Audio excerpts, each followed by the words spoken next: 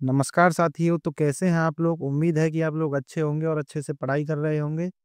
तो आज जो है हम आपके लिए क्लास 12th हिस्ट्री का चैप्टर 1 के सब्जेक्ट क्वेश्चन लेके आए हैं, जो कि आपका चैप्टर 1 है, ईंट मनके तथा अस्थियां।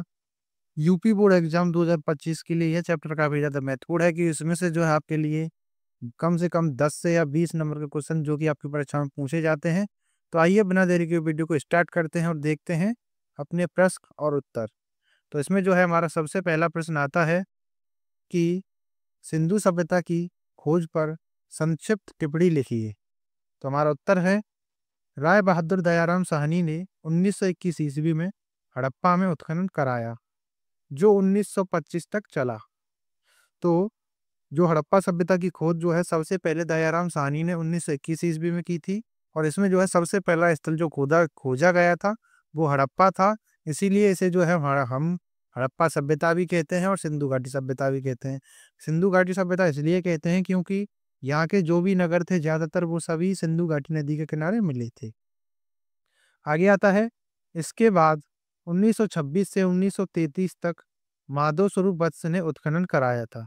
तो माधव स्वरूप वत्स ने भी जो है 1926 से 1933 तक जो है हड़प्पा में जो है उत्खनन कराया था।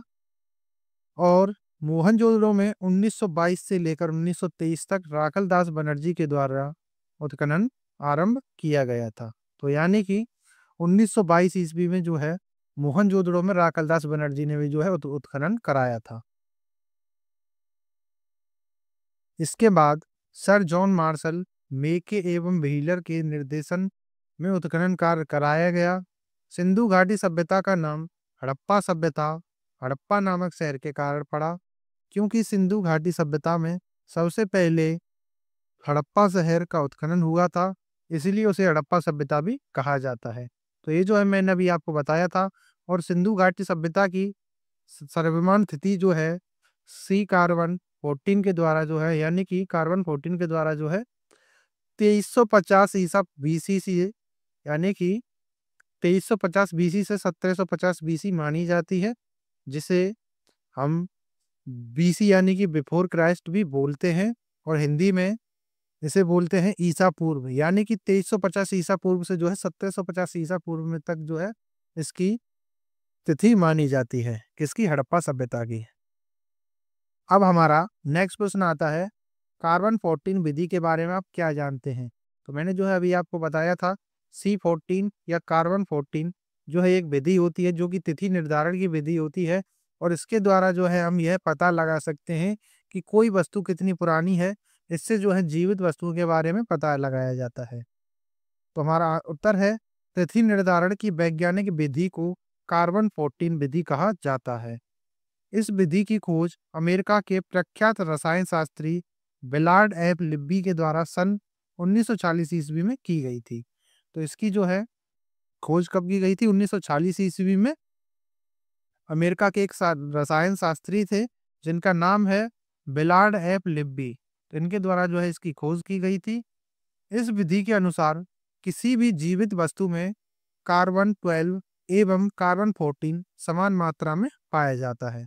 तो इस विधि के द्वारा जो है किसी भी जीवित वस्तु में जो है कार्बन 12 और कार्बन 14 जो है समान समान मात्रा में पाया जाता है। मृत्यु अथवा विनाश की अवस्था में C12 तो स्थिर रहता है, मगर C14 का निरंतर क्षय होने लगता है। लेकिन जब उस चीज की जब जब मृत्यु होती है या वो जो है विनाश की ओर होती है, तो उसमें जो है C12 जो स्तर होता है, यानी कि कार्बन 12 स्थिर रहता है, लेकिन कार्बन 14 जो है निरंतर नष्ट होने लगता है। और जिस पदार्थ में कार्बन 14 की मात्रा कम पाई जाती है वह उतना ही प्राचीनतम माना जाता है। यानी कि जिस पदार्थ में कार्बन 14 की मात्रा जितनी कम पाई जाती है वह उतना ही पुराना माना जाता है। अब हमारा नेक्स्ट प्रश्न आता है, पुरातत्व से आप क्या समझते हैं? तो हमारा आंसर है, खनन के द्वारा पृथ्वी से निकले हुए पदार्थों को पुरातत्व कहते हैं। पुरातत्व संस्कृत भाषा का शब्द है जिसका अर्थ है खोदना। तो पुरातत्व क्या होता है कि जब खनन के द्वारा यानी कि उत्खनन के द्वारा पृथ्वी से निकले हुए पदार्थ को पुरातत्व कहा जाता है। और पुरातत्व शब्द जो है संस्कृत भाषा का है, जिसका अर्थ होता है खोदना। अब हमारा नेक्स्ट प्रश्न आता है, हड़प्पा सभ्यता की सड़क व्यवस्था पर प्रकाश डालिए। तो हड़प्पा सभ्यता की सड़क बहुत ही ज़्यादा उत्तम थी। यहाँ की सड़कें पक्की ईंटों से बनी हुई थी। तो हड़प्पा सभ्यता की जो सड़कें हैं वो पक्की ईंटों से बनी हुई होती थी। सड़क के दोनों किनारों में नाले बने हुए होते थे। जब भी कभी बारिश होती थी तो नालों के द्वारा पानी शहर से बाहर निकल जाता था। सड़क के दोनों किनारों पर चबूतरे बने हुए होते थे। बड़ी सड़कों से कई छोटी-छोटी सड़कों का निर्माण किया गया था। तो हड़प्पा सभ्यता में जो है सड़क का निर्माण इस तरह से किया जाता था कि उसके साइड में जो है नाले भी बनाए जाते थे। नाले ऐसे होते थे और इनके साइड में जो है नाले इधर इधर की साइड हुआ करते थे, जिनके ऊपर जो है पत्थर भी बिछे हुए होते थे ताकि कोई दुर्घटना ना हो। और ये जो है यहाँ के बड़े नाले होते थे जो कि गंदे पानी को जो है शहर से बाहर निकाल दिया करते थे। और यही जो है वहाँ की सड़क व्यवस्था थी और वहाँ की सड़क जो है पक्की ईंटों से बनी हुई थी। यह सड़क एक दूसरे को समकोण पर काटती थी, यानी कि 90 डिग्री पर। यानी कि बड़ी सड़क से जो छोटी-छोटी सड़कें मिलती थी, वो एक दूसरे को 90 डिग्री पर काटती थी, यानी कि समकोण पर काटती थी। इस प्रकार हम कह सकते हैं कि हड़प्पा सभ्यता की सड़क व्यवस्था बहुत ही उत्तम थी। तो ये जो है उसकी सड़क व्यवस्था के बारे में प्रश्न हो जाता है। अब हमारा नेक्स्ट प्रश्न आता है, हड़प्पा सभ्यता के विस्तार पर प्रकाश डालिए। तो ये जो है गलती से टाइपिंग मिस्टेक हो गया है, ये विस्तार नहीं है, इसको आपको विस्तार कर लेना है इस तरह से, विस्तार। तो हमारा आंसर है, हड़प्पा सभ्यता का क्षेत्रफल लगभग 13 लाख वर्ग किलोमीटर था। तो अगर मैं आपको अप्रॉक्स पूरा बताऊं तो हड़प्पा सभ्यता का क्षेत्रफल जो है 12,99,960 वर्ग किलोमीटर जो है इसका क्षेत्रफल था। और हड़प्पा सभ्यता विश्व की सबसे प्राचीन सभ्यताओं में से एक थी। तो हड़प्पा सभ्यता जो है विश्व की जो है सबसे प्राचीन सभ्यताओं में से एक है। इसका क्षेत्रफल त्रिभुजाकार था। तो हड़प्पा सभ्यता का जो आकार है, जो फैला हुआ आकार था, वो एक त्रिभुजाकार आकार था, जो कि ऐसे माना जाता है। आगे आता है, हड़प्पा सभ्यता का सबसे ऊपरी स्था स्थल मंडल जो है स्थल जो है, ये जो है इसमें गलती से टाइपिंग हो गया। जो हड़प्पा सभ्यता का सबसे ऊपरी स्थल या उत्तरी स्थल जो है, मांडा को माना जाता है, जो कि वर्तमान के कश्मीर राज्य में स्थित है। और इसी को जो है आज के समय में भारत का प्रथम गाँव भी माना जाता है। आगे आता है, दक्षिण दिशा में दैमाबाद, जो कि महाराष्ट्र में स्थित है। और पूर्व दिशा में आलमगीरपुर, जो कि उत्तर प्रदेश में स्थित है। और पश्चिम दिशा में सुतकांगे डोड, जो कि बलूचिस्तान में स्थित है। और यह एक नगरीय सभ्यता थी। तो ये जो है इसका आकार हो जाता है कि हड़प्पा सभ्यता का जो सबसे उत्तरी स्थल है वो मांडा है, जो कि कश्मीर में स्थित है। और दक्षिण जो स्थल है वो है दैमाबाद, जो कि महाराष्ट्र में स्थित है। और पूर्व दिशा में जो है आलमगीर स्थित है, जो कि उत्तर प्रदेश में है। और पश्चिम दिशा में जो है सुतकांगे डोर है, जो कि बलूचिस्तान में स्थित है।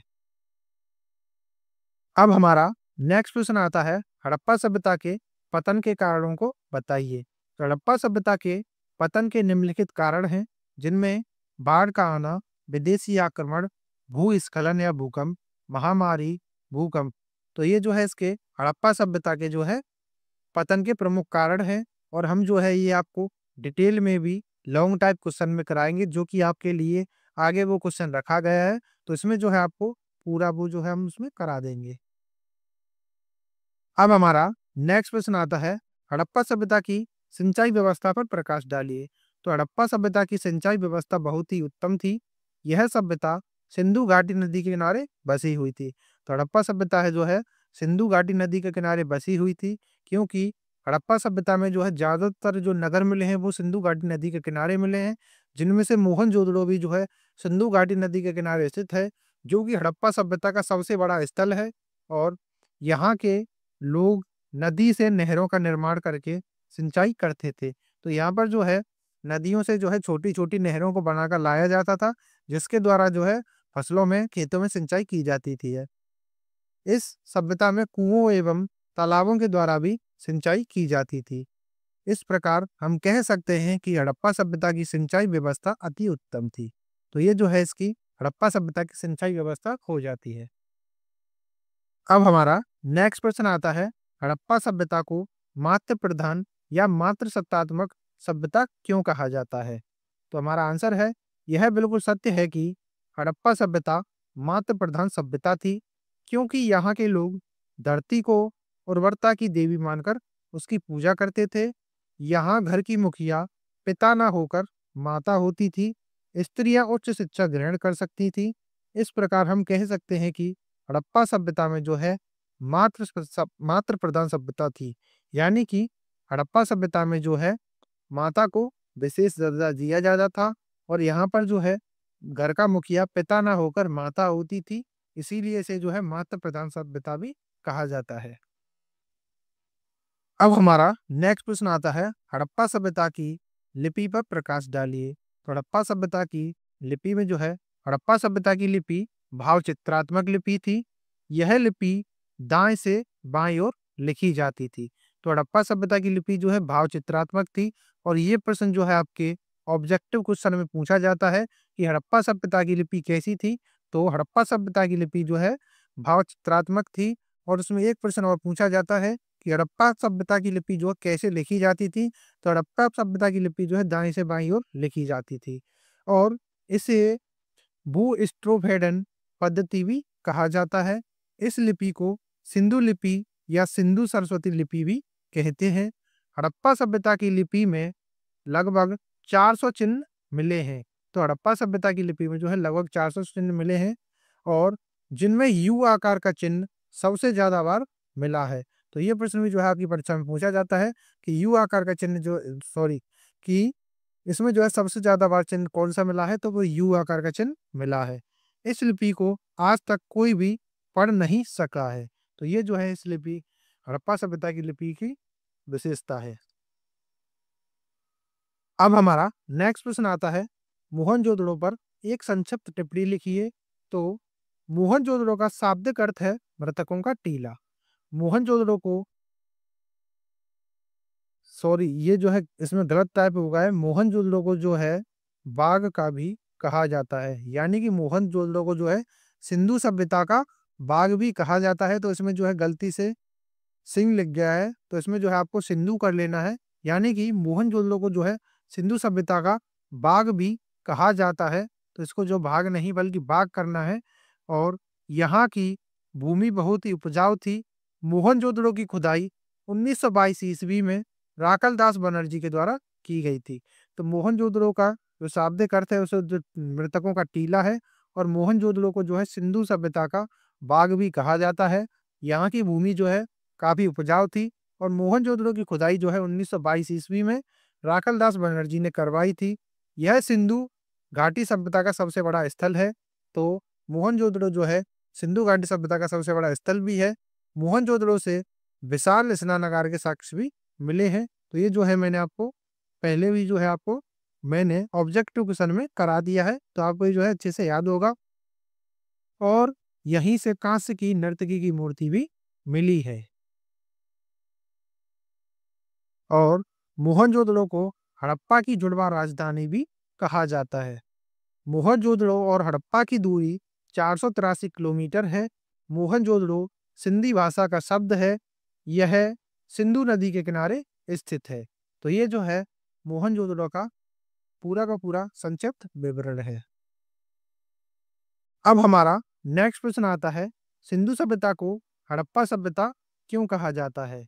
तो सिंधु घाटी सभ्यता को हड़प्पा सभ्यता इसलिए कहा जाता है क्योंकि इस सभ्यता में सर्वप्रथम 1921 ईस्वी में दयाराम साहनी ने हड़प्पा नामक स्थल की खुदाई की थी। तो हड़प्पा सभ्यता को सिंधु सभ्यता को हड़प्पा सभ्यता इसलिए कहा जाता है क्योंकि सर्वप्रथम इसमें जो है हड़प्पा नामक स्थल की जो है खोज हुई थी, यानी कि हड़प्पा की खोज हुई थी, जो कि 1921 ईस्वी में राग दयाराम साहनी के द्वारा की गई थी। इसलिए इस का नाम हड़प्पा सभ्यता पड़ा, क्योंकि सबसे पहले हड़प्पा सभ्यता के बारे में जानकारी हम लोगों को हड़प्पा शहर से ही मिली थी। और हड़प्पा सभ्यता का महत्वपूर्ण नगर होने के कारण इस सभ्यता को हड़प्पा सभ्यता के नाम से भी जाना जाता है। यह सभ्यता सिंधु नदी के किनारे बसी हुई थी, इसलिए इस सभ्यता को सिंधु घाटी सभ्यता भी कहा जाता है, क्योंकि इस सभ्यता के ज्यादातर नगर सिंधु घाटी नदी के किनारे मिले थे, इसलिए इसे सिंधु घाटी सभ्यता भी कहा जाता है। अब हमारा नेक्स्ट प्रश्न आता है, हड़प्पा सभ्यता के लोगों के धार्मिक रीति रिवाजों का वर्णन कीजिए। तो इसमें जो है हमारा आंसर है, हड़प्पा सभ्यता के लोगों के धार्मिक रीति रिवाजों का अनुमान उनकी कुछ मूर्तियां, बर्तनों और ताम्र पत्रों के चित्रों से मिलता है। मातृ देवी की अनेक मूर्तियां मिली हैं। इससे पता चलता है कि मातृ देवी ही उनकी पूज्य देवी थी। एक मूर्ति ऐसी मिली है जो बिल्कुल नग्न है, हाथ में कटार तथा गले में नरमुंडों की माला थी। तो ये जो है हड़प्पा सभ्यता के रीति रिवाज के बारे में इनसे पता चलता है कि लोग देवी देवताओं को प्रसन्न करने के लिए नरबलि भी देते थे। तो इससे जो पता चलता है कि वहाँ के जो लोग हैं देवी देवताओं को प्रसन्न करने के लिए जो है बलि भी चढ़ाते थे।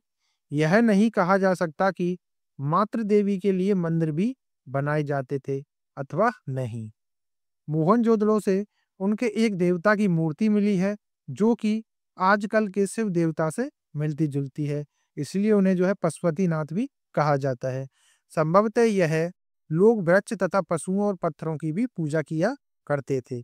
तो ये लोग जो है पृथ्वी की प्राकृतिक यानी चीजों की पूजा भी करते थे, यानी कि वृक्षों की जो है ये पूजा करते थे। अब आते हैं हमारे लॉन्ग क्वेश्चन, जो कि आपको जो है आज हम 3 से 4 लॉन्ग क्वेश्चन कराएंगे। इस चैप्टर में से यही क्वेश्चन जो है आपकी परीक्षाओं में पूछे जाते हैं, जो कि 10 नंबर में पूछे जाते हैं। तो इसमें पहला प्रश्न आता है, हड़प्पा सभ्यता के नगर नियोजन की विवेचना कीजिए। तो ये प्रश्न जो है आपके लिए very very very very important है, तो इसको जो है आपको अच्छे से पढ़ लेना है। तो हमारा उत्तर है, हड़प्पा सभ्यता के नगर नियोजन के प्रमुख कारण हैं, जिनमें से पहला है सड़क। तो हड़प्पा सभ्यता की सड़क पक्की ईंटों से बनी हुई थी। सड़क के दोनों किनारे चबूतरे बने हुए थे, जिन पर बैठकर लोग आराम किया करते थे। सड़क के दोनों ओर नाले बने हुए थे। सड़क एक दूसरे को समकोण पर काटती थी। बड़ी सड़क से कई छोटी छोटी सड़कों का निर्माण भी किया जाता था। तो ये जो है हड़प्पा सभ्यता के नगर नियोजन की विशेषताएं हैं, जिनमें से पहला आता है सड़क। तो हड़प्पा सभ्यता की जो सड़कें जो है पक्की ईंटों से बनी हुई होती थी, और इनके जो है किनारों पर जो है चबूतरे बने होते थे, ताकि लोग उन पर बैठकर आराम कर सकें। और सड़क के दोनों ओर जो है नाले भी बने होते थे, जो बड़े-बड़े होते थे, जिनसे छोटी-छोटी नालियाँ आकर मिलती थी, और वो जो है गंदे पानी को जो है शहर से बाहर निकाल दिया करते थे, जिससे भी कोई भी पॉल्यूशन या कुछ भी नहीं होता था। और सड़क जो है एक दूसरे को समकोण पर यानी कि 90 डिग्री पर काटती थी, और बड़ी सड़क से कई छोटी-छोटी सड़कों का भी जो है निर्माण किया जाता था। अब दूसरी विशेषता आती है कि नाला, कि वहाँ की नाला कैसा था। तो हड़प्पा सभ्यता के नगर होने का सबसे प्रमुख कारण वहाँ का नाला था। हड़प सड़क के दोनों किनारे नाले बने हुए होते थे, जिसके कारण शहर का पानी नाले के द्वारा बाहर निकल जाता था। वहाँ के नालों को देखकर यह कहा जा सकता है कि हड़प्पा सभ्यता एक नगरीय सभ्यता थी। अब इनमें से एक प्रमुख कारण है भवन। तो हड़प्पा सभ्यता के भवन इस प्रकार हुआ करते थे कि हड़प्पा सभ्यता के भवन, ये पक्की कर लेना है आपको, पक्की ईंटों के द्वारा बने हुए होते थे, जो कि देखने में काफी सुंदर लगते थे। हड़प्पा सभ्यता के घरों को बनाने में मुख्य रूप से पक्की ईंटों का इस्तेमाल किया जाता था। ये ईंट मिट्टी, पानी और घास के भूसे से बनाई जाती थी।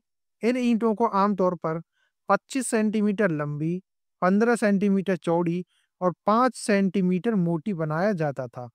हड़प्पा सभ्यता के घरों में आंगन के चारों ओर कमरे बनाए जाते थे। तो हड़प्पा सभ्यता में जिस ईंट का प्रयोग किया जाता था, वो पक्की ईंटें होती थी, जिनकी आमतौर पर जो है लंबाई जो है 25 सेंटीमीटर होती थी, चौड़ाई 15 सेंटीमीटर होती थी, और मोटाई जो है उसकी 5 सेंटीमीटर होती थी। और हड़प्पा सभ्यता में जो है घर में जो है आंगन के चारों ओर जो है कमरे बनाए जाते थे। और ज़्यादातर घरों में अलग से स्नान घर होता था और कुछ घरों में कुएं भी होते थे। घरों में स्तंभ वाले हॉल, पक्के फर्श, रसोई, कुएं आदि शामिल थे।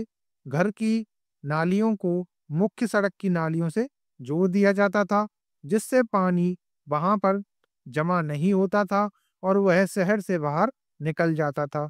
घरों के दरवाजे मुख्य सड़क की ओर ना खुलकर पीछे की तरफ खुलते थे। इस प्रकार हम कह सकते हैं कि हड़प्पा सभ्यता एक नगरीय सभ्यता थी।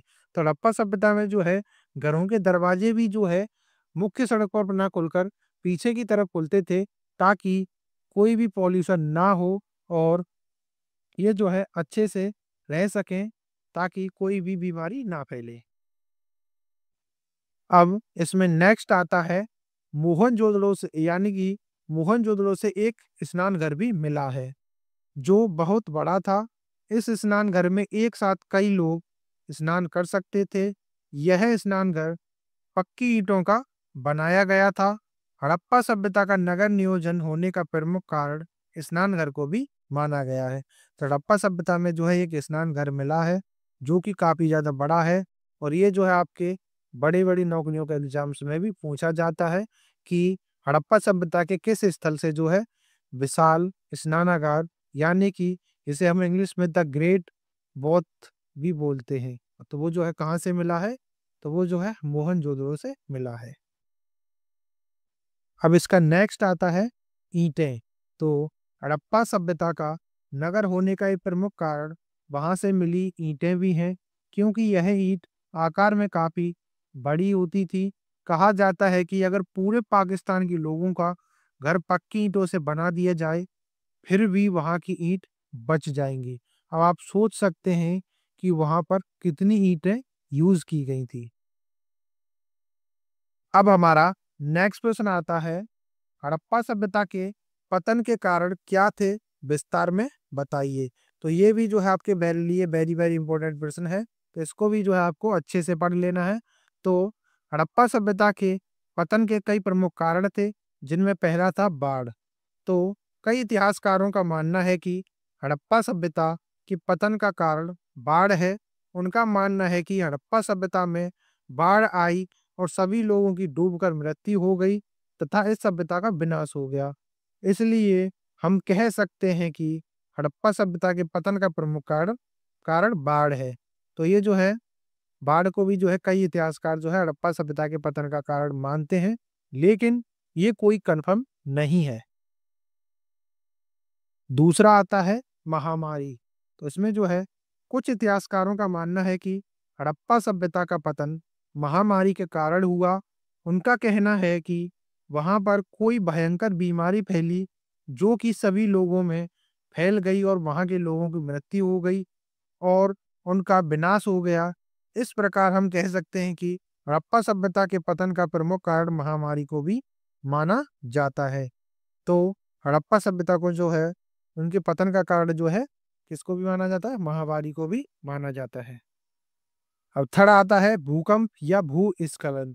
तो इसमें जो है कई इतिहासकारों का मानना है कि हड़प्पा सभ्यता के पतन का प्रमुख कारण भूकंप और भूस्खलन है। उनका कहना है कि वहां के लोग जमीन के नीचे दब गए और सिंधु घाटी सभ्यता का विनाश हो गया और इस प्रकार हम कह सकते हैं कि हड़प्पा सभ्यता के पतन का प्रमुख कारण भूकंप भी है। अब आता है विदेशी आक्रमण। तो कई इतिहासकारों का मानना है कि हड़प्पा सभ्यता के पतन का प्रमुख कारण विदेशी आक्रमण है। उनका कहना है कि विदेशियों ने बार बार इस सभ्यता पर आक्रमण किया और वहां के लोगों को मृत्यु के घाट उतार दिया और इस सभ्यता का विनाश कर दिया। इस प्रकार हम कह सकते हैं कि हड़प्पा सभ्यता के पतन का प्रमुख कारण विदेशी आक्रमण को भी माना जाता है। अब आता है हमारा इम्पोर्टेंट प्रश्न जो कि हमारा लास्ट प्रश्न है। तो इसमें जो है आपका प्रश्न है, हड़प्पा सभ्यता के सामाजिक, आर्थिक एवं जीवन की विवेचना कीजिए, यानी कि सामाजिक, आर्थिक एवं धार्मिक धार्मिक जीवन की विवेचना कीजिए। तो हड़प्पा सभ्यता के सामाजिक, आर्थिक और धार्मिक जीवन को निम्न रूप से उल्लेखित किया गया है, जिसमें सामाजिक जीवन फर्स्ट पर आता है। हड़प्पा सभ्यता का सामाजिक जीवन काफी उत्तम था। यहाँ के लोग आपस में मिलजुल कर रहते थे। यहाँ पर घरों में ताला नहीं लगाया जाता था। यहाँ के कुछ नगर लोथल, कालीबंगा में घरों के दरवाजे पीछे की ओर खुलते थे। यहाँ का समाज नगरीय जीवन जी रहा था। इस प्रकार स्पष्ट हो जाता है कि हड़प्पा सभ्यता का सामाजिक जीवन काफी ज्यादा बेहतर था। अब नेक्स्ट आता है धार्मिक जीवन। तो हड़प्पा सभ्यता का धार्मिक जीवन बहुत ही उत्तम था। यहाँ के लोग मात्र देवी की पूजा किया करते थे। यहाँ के लोग प्रकृति की पूजा किया करते थे। यहाँ से एक भी मूर्ति नहीं मिली है। कुछ इतिहासकारों का कहना है कि यहाँ के लोग शिव भगवान की पूजा किया करते थे। यह लोग स्त्रियों का बहुत सम्मान करते थे। यह मात्र सत्तात्मक सभ्यता थी।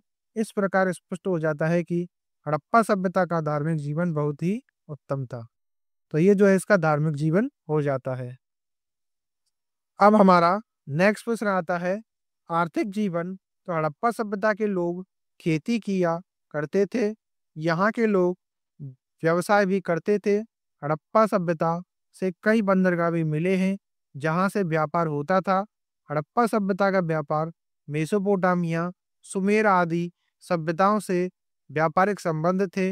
हड़प्पा सभ्यता का व्यापार नगर लोथल और कालीबंगा था। यहाँ के लोग सबसे ज्यादा व्यापार पर निर्भर थे।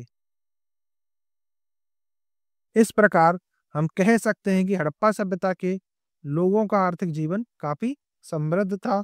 तो ये जो है आपका फर्स्ट चैप्टर आज समाप्त होता है और अब जो है हम आपका नेक्स्ट सेकंड चैप्टर लेके आएंगे जो कि आपकी परीक्षाओं के लिए काफी ज्यादा महत्वपूर्ण होगा। तो अगर आपको वीडियो पसंद आई है तो प्लीज वीडियो को लाइक करें, चैनल को सब्सक्राइब करें। मिलते हैं नेक्स्ट वीडियो में, तब तक के लिए जय हिंद, वंदे मातरम।